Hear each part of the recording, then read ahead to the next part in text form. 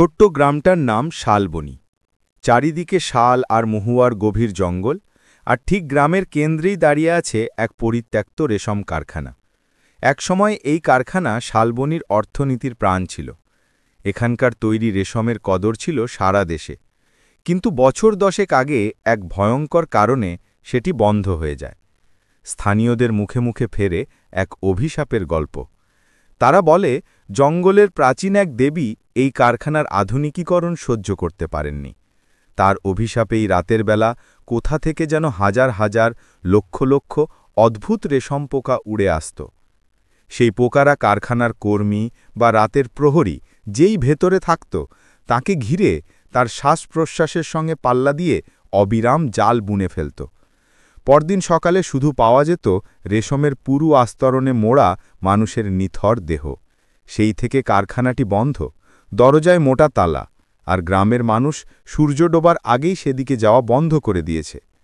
এই কারখানার অলৌকিক কাহিনী গ্রামের যুবকদের কাছে এক চাপা কৌতূহলের জন্ম দিত। তেমনই এক দুঃসাহসী ছেলে ছিল অবিনাশ। 20 বছরের অবিনাশের মনে ভূত বা অভিশাপের চেয়ে অ্যাডভেঞ্চারের টান ছিল বেশি।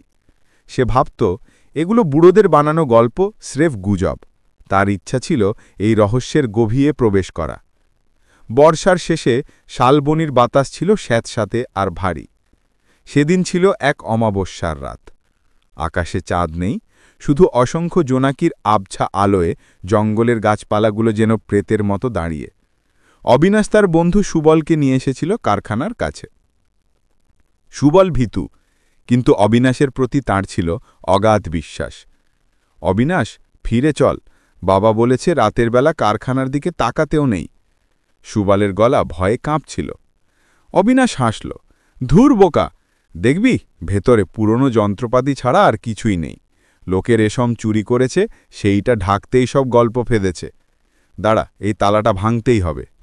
শক্তিশালী একটা পাথর দিয়ে অবিনাশ তালাটার উপর আঘাত করতে শুরু করল। কয়েকটা জোর আঘাতে পুরনো মরচে পড়া তালাটা ভেঙে পড়ল।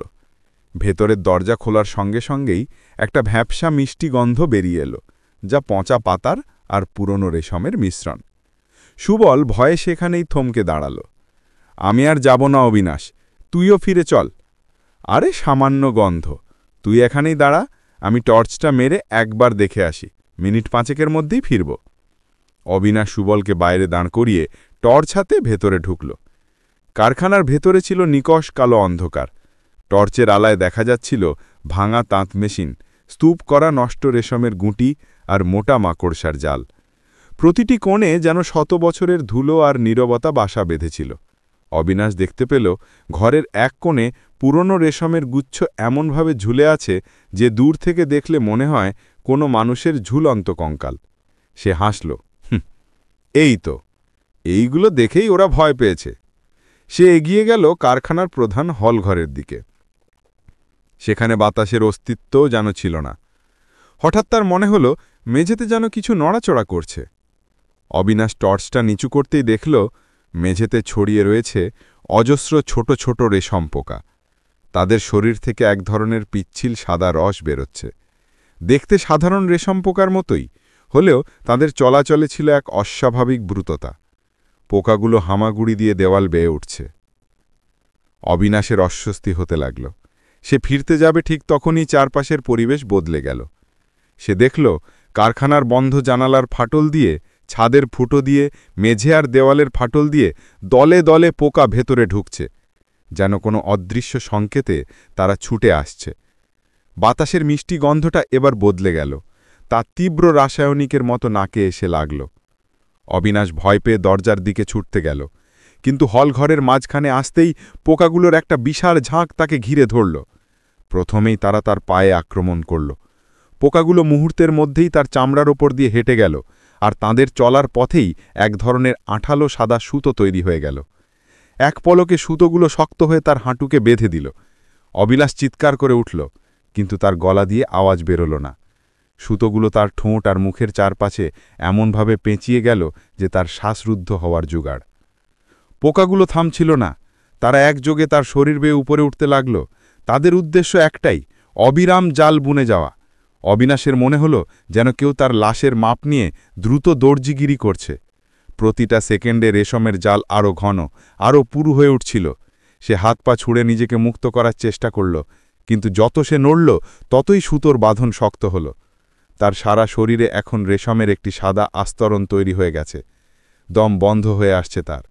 অবিনাশের ভেতরে তখন শুধু একটাই চিন্তা, সে প্রকৃতির অভিশাপকে বিশ্বাস করেনি, আর এখন সেই প্রকৃতি তাকে গ্রাস করছে। মিনিট 10 মধ্যে তার সমস্ত শরীর, চুল, কাপড় সবকিছুই মোড়া হয়ে গেল ঘন রেশমের কফিনে। সে আর নড়তে পারছিল না, কথা বলতে পারছিল না।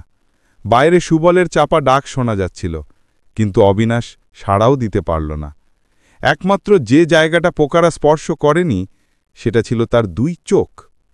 রেশমের কফিনের মধ্যে অবিনাশ সম্পূর্ণ নিশ্চল, শ্বাস নিতে পারছে না, কিন্তু সে সব দেখতে পাচ্ছিল। সে দেখল পোকাগুলো এখন শান্ত হয়ে তার উপর বসে আছে, যেন কোনো শিল্পের সফল সমাপ্তি উদযাপন করছে। সকালে সুবল গ্রামের কয়েকজনকে নিয়ে তালাভাঙা কারখানায় প্রবেশ করল। টর্চের আলোয় তারা হলঘরের মাঝখানে এক অদ্ভুত সাদা স্তূপ দেখতে পেল। কাছে গিয়ে তারা দেখল সেটা কোনো জিনিস নয়, এক মানুষের শরীর, অবিনাশের শরীর, মাথা থেকে পা পর্যন্ত পুরু রেশমে মড়া। স্তূপটা পাথরের মতো কঠিন হয়ে গেছে, কিন্তু সেই স্তূপের ভেতরে রেশমের মাঝখানে শুধু 2টো জিনিস অক্ষত ছিল, অবিনাশের 2টো চোখ। সেই চোখ 2টো খোলা ছিল, স্থির, আর সেগুলোর মধ্যে ছিল এক অসহ্য আতঙ্ক, যেন জীবনের শেষ মুহূর্তে সে দেখেছে প্রকৃতির এক বীভৎস প্রতিশোধ। সেই দিন থেকে শালবনির মানুষ আরও ভয় পেল। তারা বুঝল কিছু অভিশাপ আধুনিক যুক্তি বা কৌতূহলের চেয়ে অনেক বেশি শক্তিশালী। এই গ্রামীণ রহস্যের গল্পটি যদি আপনার মনে ভীতির সঞ্চার করে থাকে, তাহলে এই ধরনের আরও অলৌকিক কাহিনী শোনার জন্য আমাদের চ্যানেলটি সাবস্ক্রাইব করুন। নিচে কমেন্ট করে জানান আপনি পরবর্তী গল্পে কোন ধরনের ভয় দেখতে চান।